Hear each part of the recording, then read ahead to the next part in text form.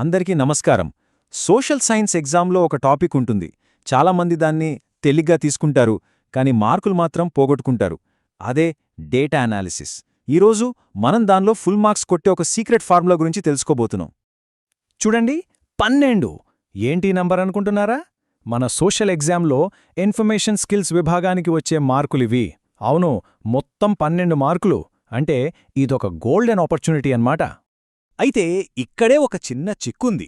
ఈ మార్కులు సంపాదించటం ఎంత సులభమో పోగొట్టుకోవడం కూడా అంతే సులభం. చాలామంది స్టూడెంట్స్ ఒక కామన్ మిస్టేక్ వల్ల ఈ మార్కులు మిస్ చేసుకుంటారు. ఇంతకీ ఆ మిస్టేకేంటి? దాన్ని మనం ఎలా అవాయిడ్ చేయాలి చూద్దాం. సరే, ఇక విషయంలోకొస్తే ముందుగా ఈ 12 మార్కులు మన క్వశ్చన్ పేపర్లో ఎక్కడెక్కడ ఎలా వస్తాయో ఒకసారి క్లియర్గా చూసేద్దాం. మన పేపర్లో ఈ ప్రశ్నలు 3 సెక్షన్లలో వస్తాయన్నమాట.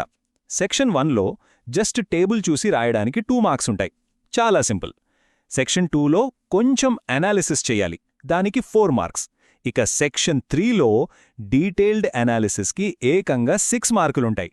సో క్వశ్చన్ కష్టమయ్యే కొద్దీ మార్కులు కూడా పెరుగుతాయి. ఓకే, ఇప్పుడు అసలు సమస్య ఏంటో చూద్దాం. చాలామంది స్టూడెంట్స్ రాసే ఆన్సర్కి, పేపర్ కరెక్ట్ చేసేవాళ్లు ఎక్స్పెక్ట్ చేసే ఆన్సర్కి మధ్య పెద్ద గ్యాప్ ఉంటుంది. ఆ గ్యాప్ను మనం ఎలా ఫిల్ చేయాలో తెలుసుకుందాం. వాల్యుయేటర్ సీక్రెట్ ఇదే. వాళ్లు కోరుకునేది టేబుల్లో ఉన్న నంబర్లను మళ్లీ కింద వాక్యాల్లో రాయడం కాదు. ఆ నంబర్స్ వెనుకున్న కథ ఏంటి, ట్రెండ్ ఎలా ఉంది, ఆ నంబర్స్ని పోల్చి చూస్తే ఏం తెలుస్తుంది అని అడుగుతున్నారు. సింపుల్గా చెప్పాలంటే డేటాని రిపోర్ట్ చేయడం కాదు, అనలైజ్ చేయాలి. మరి ఈ అనాలిసిస్ ఎలా చేయాలి? భయపడకండి, దానికోసం ఒక సింపుల్ కానీ చాలా పవర్ఫుల్ ఫార్ములా ఉంది. అదే ఐడీసీ ఫార్ములా. వాల్యుయేటర్స్ మెచ్చేలా ఆన్సర్ రాయటానికి ఇది ఒక పర్ఫెక్ట్ టెక్నిక్. ఏంటి ఐడీసీ అంటే? చాలా సింపుల్. ఐ అంటే ఇంట్రొడక్షన్, డి అంటే డిస్క్రిప్షన్ అండ్ అనాలిసిస్, సి అంటే కంక్లూజన్ అండ్ సజెషన్స్. మన ఆన్సర్ని ఈ 3 భాగాలుగా విభజించి రాస్తే చాలు. ఇది మన సీక్రెట్ వెపన్ అన్నమాట. ఓకే, ఈ 3 స్టెప్స్లో ఏం చేయాలో క్విక్గా చూద్దాం. First step introduction. అంటే ఇచ్చిన టేబుల్ దేని గురించి చెబుతుందో ఒక్క వాక్యంలో పరిచయం చేయాలి. Second step analysis. ఇక్కడే మనం అసలు మ్యాజిక్ చేయాలి. నంబర్స్ పెరిగాయా, తగ్గాయా, వాటి మధ్య తేడా ఏంటి అని విశ్లేషించాలి. ఇక లాస్ట్ స్టెప్ కన్క్లూజన్. ఆ మార్పులకు కారణాలేంటో చెప్పి ఏవైనా ప్రాబ్లమ్స్ ఉంటే వాటికి సొల్యూషన్స్ ఇవ్వాలి. సరే, థియరీ బాగానే ఉంది, కానీ ప్రాక్టికల్గా ఇది ఎలా పనిచేస్తుందో చూద్దామా? ఇప్పుడు ఒక సాధారణ స్టూడెంట్ ఆన్సర్ని, ఒక టాపర్ ఆన్సర్ని పక్కపక్కన పెట్టి కంపేర్ చేసి చూద్దాం. ఓకే, ఎగ్జాంపుల్కి ఈ టేబుల్ తీసుకుందాం.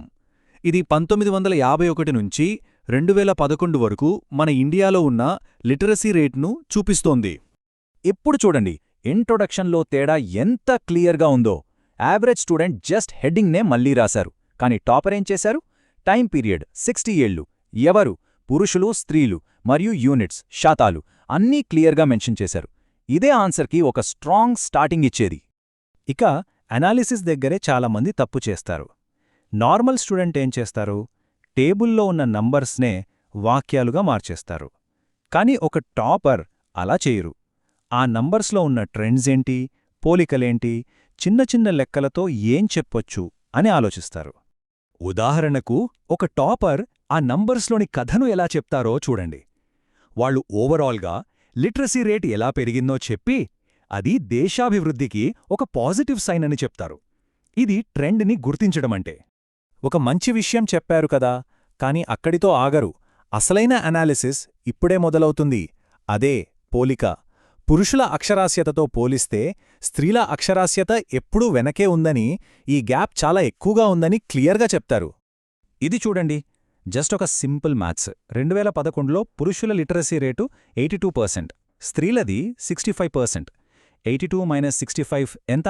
దాదాపు 17%. ఈ ఒక్క నంబర్ చాలు ఆ జెండర్ గ్యాప్ ఇంకా ఎంత సీరియస్గా ఉందో చెప్పడానికి. దీన్నే పవర్ఫుల్ అనాలిసిస్ అంటారు. ఇక చివరి స్టెప్ కంక్లూజన్. నార్మల్ స్టూడెంట్ అనాలిసిస్తో ఆపేస్తారు, కాని టాపర్ ఏం చేస్తారు?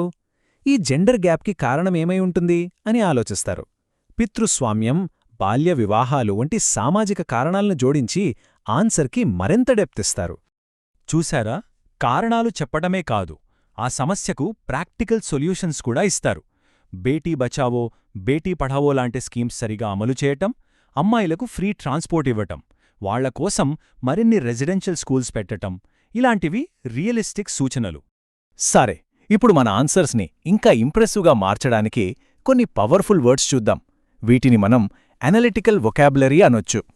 సింపుల్ వర్డ్స్కి బదులు ఈ పదాలు వాడితే మన ఆన్సర్ చాలా ప్రొఫెషనల్గా కనిపిస్తుంది. ఉదాహరణకి, పెరిగింది అనడానికి బదులు వేగంగా వృద్ధి చెందింది లేదా రెట్టింపు అయింది అనొచ్చు. తేడా ఉంది అనడానికి బదులు తీవ్రమైన వ్యత్యాసం ఉంది అని వాడితే ఇంపాక్ట్ ఎక్కువగా ఉంటుంది. ఓకే, ఫైనల్గా మనం ఇప్పటివరకు నేర్చుకున్న మెయిన్ పాయింట్స్ అన్నీ ఒకే చోట ఒక చెక్ లిస్ట్ లాగా చూసేద్దాం. ఎగ్జామ్కి వెళ్లే ముందు ఇవి గుర్తుంచుకుంటే చాలు. గుర్తుపెట్టుకోండి, అస్సలు చేయకూడదు ఏంటంటే టేబుల్ను ఉన్నది ఉన్నట్టు కాపీ కొట్టడం. అది అనాలిసిస్ కాదు. మనం చెయ్యాల్సింది టేబుల్లో ఉన్న హయ్యెస్ట్, లోయెస్ట్ వాల్యూస్ ఏంటి, సబ్సే పెద్ద తేడా ఎక్కడుంది అని హైలైట్ చెయ్యాలి. మనమిచ్చే సలహాలు కూడా ప్రాక్టికల్గా ఇచ్చిన డేటాకి సంబంధించి ఉండాలి. సో ఇప్పుడు మన దగ్గర ఐడిసి ఫార్ములా ఉంది, వాడాల్సిన పవర్ఫుల్ వర్డ్స్ ఉన్నాయి. ఇక ఏ డేటా టేబుల్ ఇచ్చినా సరే చాలా కాన్ఫిడెంట్గా మనం అనలైజ్ చేయగలం. ఈ స్కిల్స్తో నెక్స్ట్ ఎగ్జామ్లో మీరు ఏ డేటాను మాస్టర్ చేయబోతున్నారో మీరే డిసైడ్ చేసుకోండి.